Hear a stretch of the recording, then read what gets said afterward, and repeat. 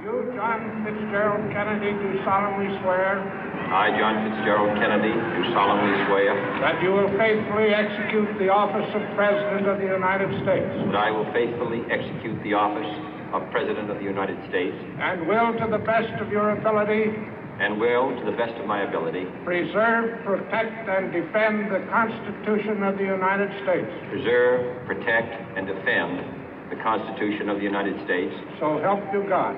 So help me God.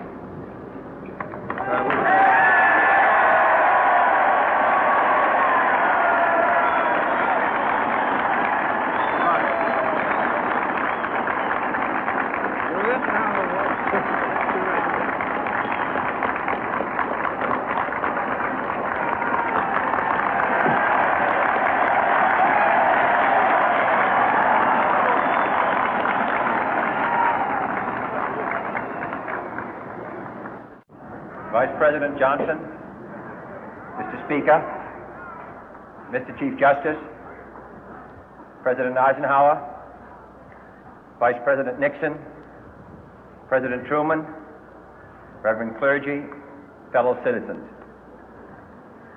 We observe today not a victory of party, but a celebration of freedom, symbolizing an end as well as a beginning, signifying renewal as well as change.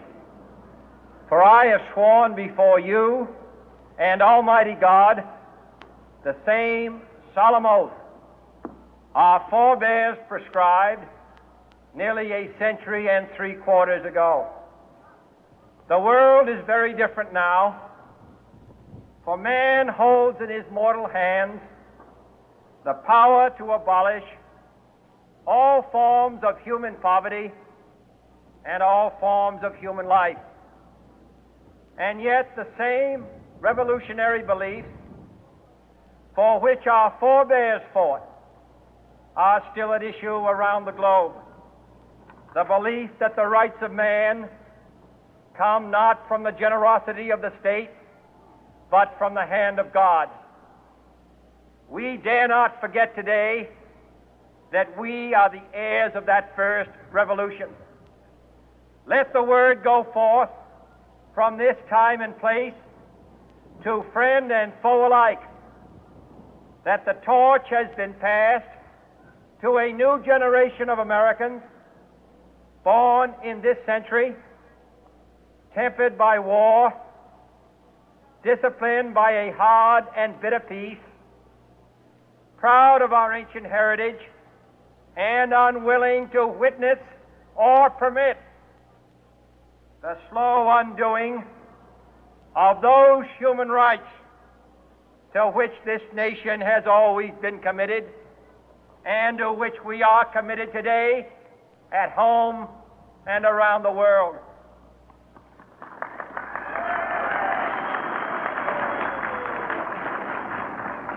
Let every nation know, whether it wishes us well or ill, that we shall pay any price, bear any burden, meet any hardship, support any friend, oppose any foe to assure the survival and the success of liberty.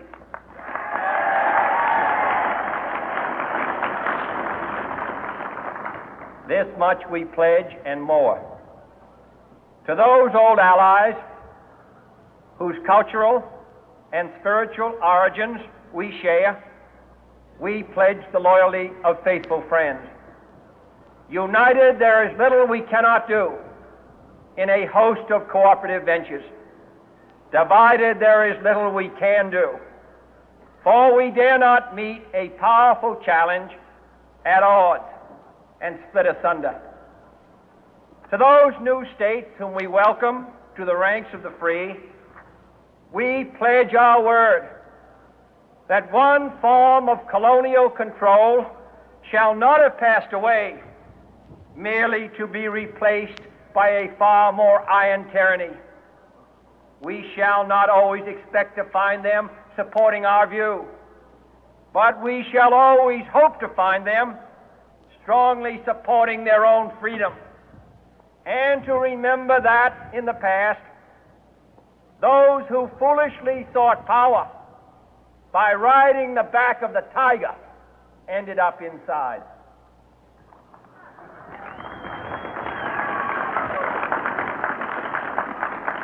To those people in the huts and villages of half the globe struggling to break the bonds of mass misery, we pledge our best efforts to help them help themselves for whatever period is required, not because the communists may be doing it, not because we seek their votes, but because it is right. If a free society cannot help the many who are poor, it cannot save the few who are rich.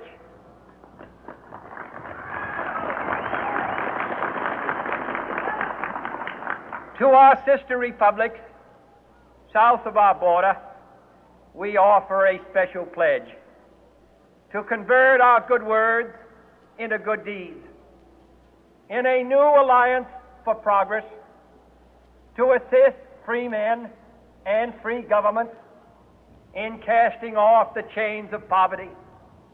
But this peaceful revolution of hope cannot become the prey of hostile powers. Let all our neighbors know that we shall join with them to oppose aggression or subversion anywhere in the Americas. And let every other power know that this hemisphere intends to remain the master of its own house.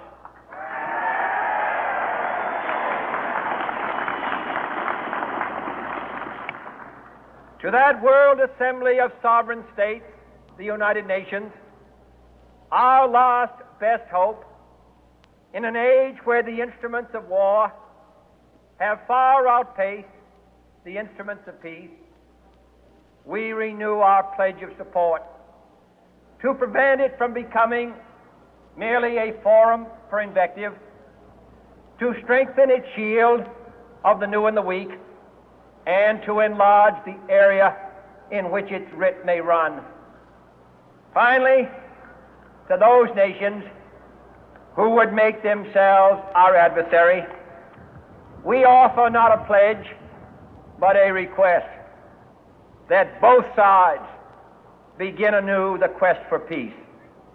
Before the dark powers of destruction, unleashed by science, engulf all humanity in planned or accidental self-destruction, we dare not tempt them with weakness, for only when our arms are sufficient beyond doubt can we be certain beyond doubt that they will never be employed. But neither can two great and powerful groups of nations take comfort from our present course, both sides overburdened by the cost of modern weapons, both rightly alarmed by the steady spread of the deadly atom, yet both racing to alter that uncertain balance of terror that stays the hand of mankind's final war. So let us begin anew, remembering on both sides that civility is not a sign of weakness, and sincerity is always subject to proof. Let us never negotiate out of fear, but let us never fear to negotiate.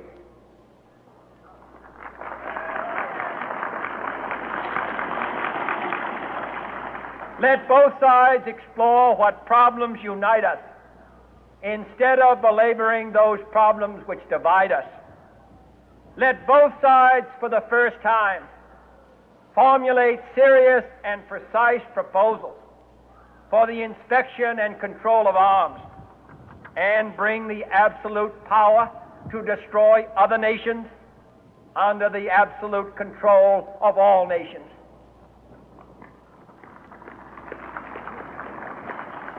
Let both sides seek to invoke the wonders of science instead of its terrors. Together, let us explore the stars, conquer the deserts, eradicate disease, tap the ocean depth, and encourage the arts and commerce.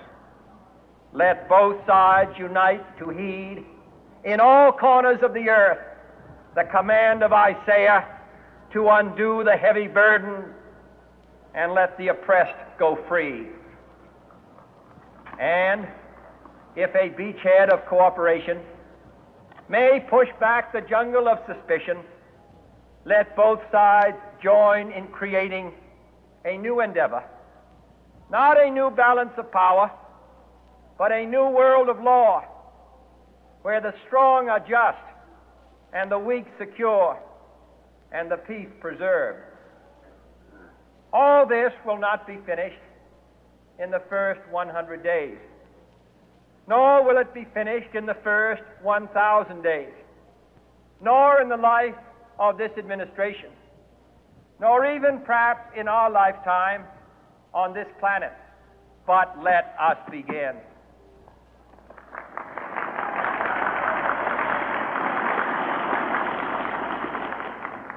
In your hands, my fellow citizens, more than mine, will rest the final success or failure of our course.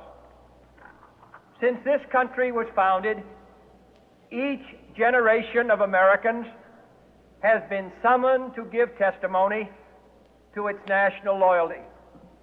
The graves of young Americans who answered the call to service